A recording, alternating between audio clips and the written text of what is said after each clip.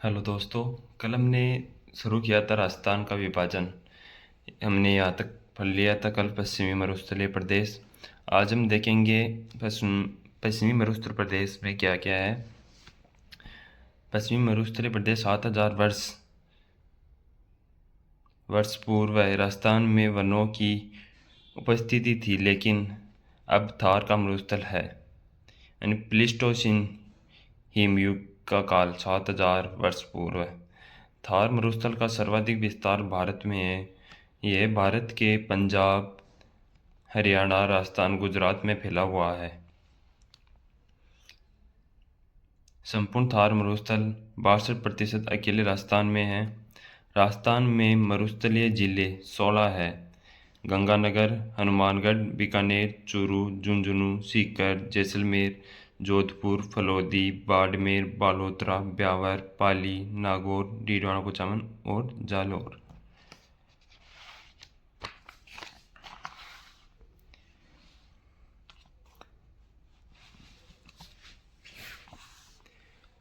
अरावली के पश्चिम में स्थित जिले 17 है। सिरोही अरावली के पश्चिम में है, लेकिन मरुस्थलीय नहीं है। मरुस्थल का विस्तार लगातार पश्चिम से पूर्व की ओर हो रहा है। राजस्थान में 61.11%, लगभग 2/3 भाग पर रेगिस्तान है तथा राजस्थान के 1,75,000 वर्ग किलोमीटर में फैला हुआ है। पश्चिमी मरुस्थल प्रदेश का सामान्य ढाल उत्तर पूर्व से दक्षिण पश्चिम है। उत्तरी पूर्वी क्षेत्रों में समुद्र तल से औसत ऊंचाई लगभग 300 मीटर है। दक्षिणी भाग की ऊंचाई 150 मीटर है। अतः थार के मरुस्थल का दक्षिणी भाग समुद्र तल से सबसे कम ऊंचाई पर है। पिछले एक दशक में सर्वाधिक उल्कापिंड थार के रेगिस्तान में गिरे। थार का मरुस्थल विश्व का सबसे घना, सर्वाधिक आबादी और सर्वाधिक जैव विविधता वाला मरुस्थल है।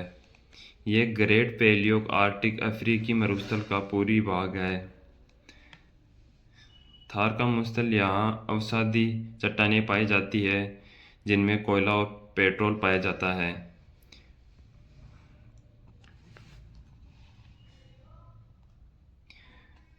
पश्चिमी मरुस्थल प्रदेश राजस्थान का सर्वाधिक दैनिक तापांतर वाला प्रदेश है। डॉक्टर ईश्वर प्रसाद ने मरुस्थल प्रदेश को रुक्स क्षेत्र व चीनी यात्री हेविंगसांग ने इसे प्रदेश को गुर्ज यात्रा कहा।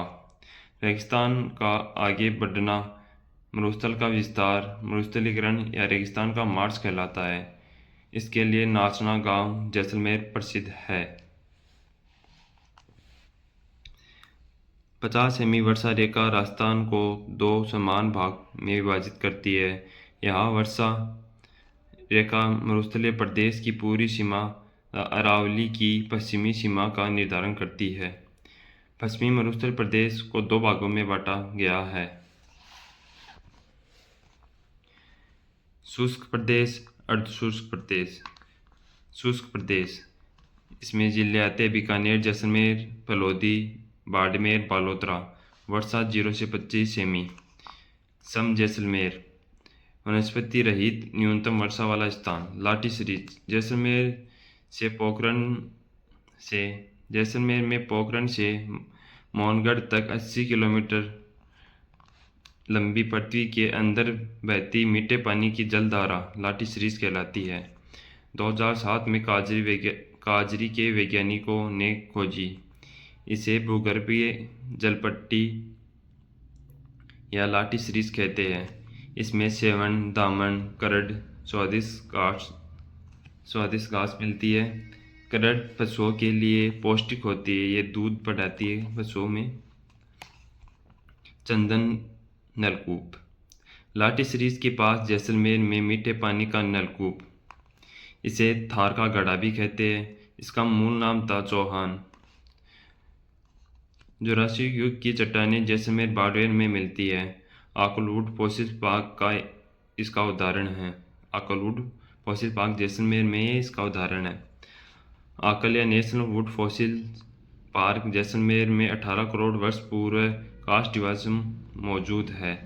बाब वाटर। बाब फलोदी में पर्मियन कार्बोफेरस काल में हिमकृत गोलाश्म के अवशेष मिलते हैं। बालुका स्तूप मुक्त रहित क्षेत्र। फलोदी पोखरण जैसलमेर व बालोतरा में मध्य फैला हुआ है। चट्टानी मरुस्थल का भाग है। टीला रहित क्षेत्र है जिसे हिमादा कहते हैं।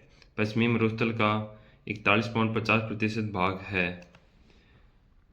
बालुका स्तूप युक्त क्षेत्र। पश्चिमी मरुस्थल का 58.50% भाग बालुका स्तूप युक्त है। सर्वाधिक बालुका स्तूप जैसलमेर में है। फिर आता है अर्धशुष्क मरुस्थलीय प्रदेश। राजस्थान का बांगर। ये जिले गंगानगर, हनुमानगढ़, चूरू, झुंझुनू, सीकर, डीडवाना, कुचामन, नागौर, जोधपुर, पाली, जालोर। यहाँ वर्षा होती है 25 से 50। घग्गर का मैदान। जिले गंगानगर, हनुमानगढ़। घग्गर नदी द्वारा लाई गई उपजाऊ मिट्टी से बना घग्गर के पहाड़ को हनुमानगढ़ में नाली कहते हैं। शेखावाटी क्षेत्र। जिले चूरू, सीकर, झुंझुनू। इस क्षेत्र में जमीन के नीचे चूने की परत पाई जाती है। वर्षा का जल चूने की परतों में बहता है, इसलिए इसे आंतरिक जल प्रवाही क्षेत्र कहते हैं। चूने की परत के कारण ही यहाँ अधिक गर्मी व अधिक सर्दी पड़ती है। यहाँ प्राचीन काल में नदियों द्वारा लाई गई मिट्टी जो अब अनुपजाऊ हो गई है, अनुपजाऊ मिट्टी को मैदान बांगर कहलाता है, इसलिए शेखावाटी को बांगर प्रदेश कहते हैं। नोट: नदियों द्वारा लाई गई उपजाऊ मिट्टी खादर कहलाती है और अनुपजाऊ मिट्टी बांगर कहलाती है। शेखावाटी में घास के मैदान पशु चारागाह को बीड़ कहते हैं। शेखावाटी क्षेत्र में प्रमुख नदी कातली है। कातली नदी का प्रवाह तोरावाटी कहलाता है। वह यहाँ की पहाड़ियाँ तोरावाटी की पहाड़ियाँ कहलाती है। शेखावाटी में वर्षा जल संग्रह के लिए बनाए गए कच्चे कुएं को जोहड़ कहते हैं। फिर आता है नागौर उच्चभूमि। शेखावाटी प्रदेश व लूनी बेसिन के मध्य नागौर, डीडवाना, कुचामन की भूमि ऊंची उठी हुई है, इसे नागौर उच्चभूमि कहते हैं। औसत ऊंचाई है 300 से 500 मीटर।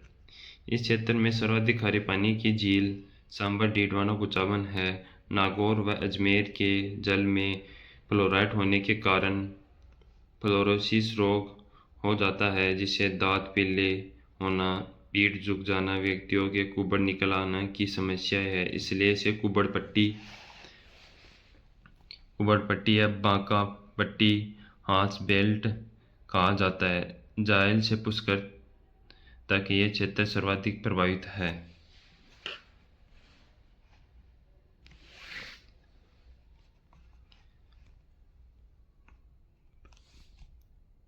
गोंडवाना प्रदेश, लूनी बेसिन। पाली, बिलाड़ी, जोधपुर, जालोर जिले में विस्तृत है। लूनी व उसकी सहायक नदियाँ द्वारा निर्मित मैदान,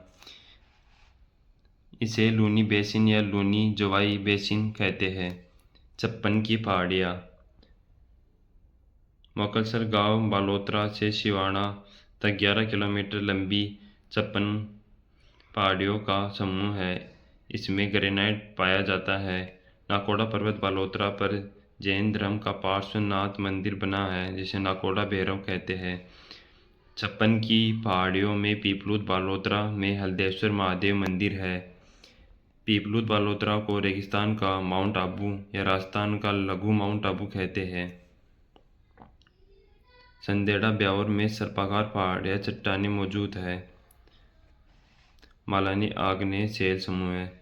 मुख्यतः सिवाना, बालोतरा व जालोर में ग्रेनाइट तथा ज्वालामुखी रायोलाइट चट्टानों का निर्माण करते हैं। ये पहाड़ियाँ घुमदागार व इसेलबर्ग रेगिस्तान क्षेत्र में ढालनुमा पाई जाने वाली कड़ी चट्टानों को इसेलबर्ग कहते हैं के रूप में पाई जाती है। इस शैली के आधार पर जालोर सांचौर में ग्रेनाइट उद्योग खूब पनपा है।